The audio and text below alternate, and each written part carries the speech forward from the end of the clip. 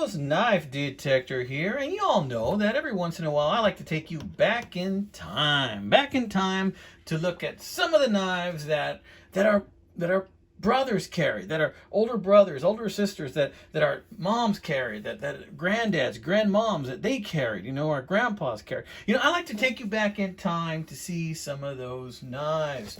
Well, here's one such offering. It's not too old. It's probably from the late 70s. Early 80s, something like that. We're going to be looking at this Precise Deerslayer knife right here. Before I do that, shout out to my man Tom. My man Tom has a channel. It is called Knife Delights right here. And check out his channel, Knife Delights. Look it up, guys. He has pretty much the same taste I do. He has a lot of nice knives from different eras, different years, different decades, right? And he likes the oldies. I like the oldies too. So shout out to you, Tom, all right?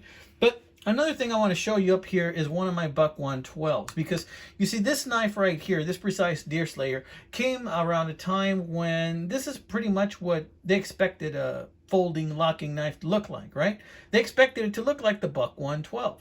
And so Japan was coming out with knives that were similar to the Buck 112. Okay, so I'm going to pull out this Buck 112 for comparison, and this is for my put it out for my sheath from Anxiety, right? That made this for me and holds it really well, right? Really cool Kydex sheath.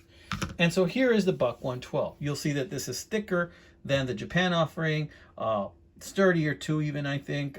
You got brass, you got some really nice wood, and you got pins, and it is a lock back, right? This particular 112, I forgot what that little symbol means right there, but it's not one of the older ones. It's not a 2-dot or a 3-dot or a 4-dot.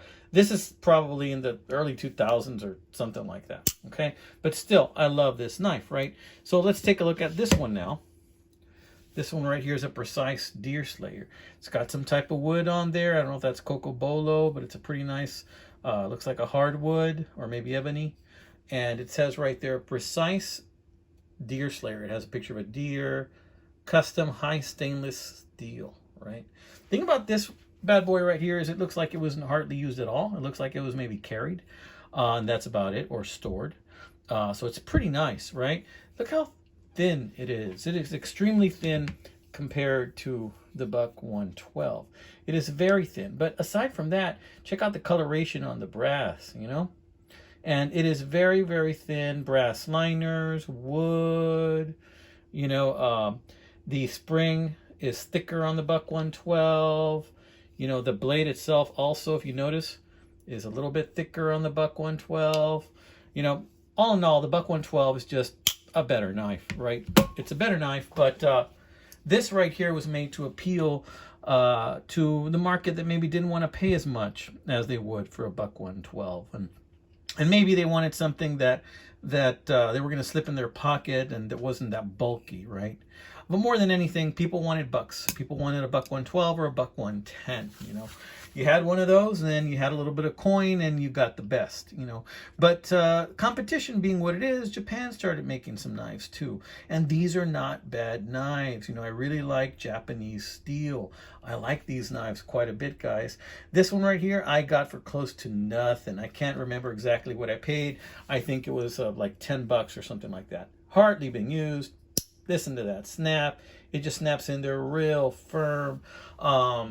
This was made for people that maybe they had a Buck 112. They want to try something new. Look at the curve on that blade right there. I don't know. You can just kind of see the Japanese influence on this knife. It's got a really nice drop point blade. I imagine that it's 440 steel. Most of the steels back then were. I like the mirror polish on that, except for all of my fingerprints on it. It's a good looking knife. And the thing about this is that you can slide it in your pocket, and it's not going to take up too much real estate. Right there. It won't take up hardly any real estate at all. Let's do a side-by-side. See, they're almost pretty much the exact same length. I think minus an eighth or two. And they're just very, very similar. Notice how this just has one pin showing. And that's the pivot pin for the spring, right? So again, you can see several different marks of quality here showing you that the Buck 112 is just way nicer, I think. But if you want to carry something a little bit simpler, something that won't break the bank, these were available as an option right here.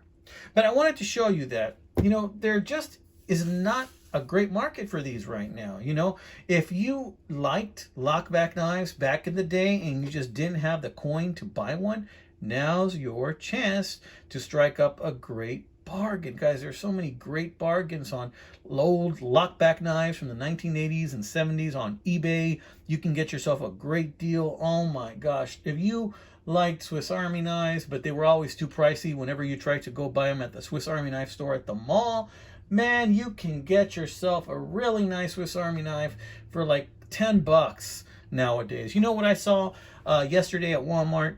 I saw a Tinker, a Victorinox Tinker for, I kid you not, $30. $30 for a Tinker? I'm so sure. You can get that for 10 bucks easy on eBay, all right? And what I'm thinking is that, you know, this is your chance to pounce. For those of you that wanted to get into the knife hobby and you're into traditionals, this is your chance to really, really get in there and get yourself some knives that you've been looking for a very long time. And this is just another one of those examples, okay? They're out there, guys. They're out there. And there's something for everybody. So another thing I wanted to make mention is by the time you see this video, God willing, I will have been over a week without buying another knife. Because as I've talked about it before, you know, this knife hobby can be an addiction. And if you have a personality that's prone to addiction for other reasons, well, it's very easy for you to get addicted to something else, right? So because of that, we need to watch out for our quirks and traits and the things that we're prone to collect. So be very, very cautious, my friends. So I'm doing this to kind of prove it to myself that I can go a month without buying a knife. And from the point that you're seeing this video, well, it'll be over a week, possibly a week and a half or so since I bought a knife of any kind. So wish me luck. You know, I'm going to continue and I'm going to give you updates. By the time you see this video, it'll be at least 1 week sober from buying a knife, a little over a week, all right? I think Friday made it a week. You should be seeing this video on a Monday, so that'll make it a week and a couple of days. All right, amigos, you take care. God bless you, my friends. There's a lot of great knives out there, but moderation. You know, if we moderate, if we buy knives in moderation, then what we're really doing is we're making that very next purchase all the more meaningful, amigos. That's it from the Knife Detector. For all my new subscribers, stay tuned. Hey, if you get bored, check out my playlists. Just let it run, watch all of those commercials. All right, guys, take it easy. God bless.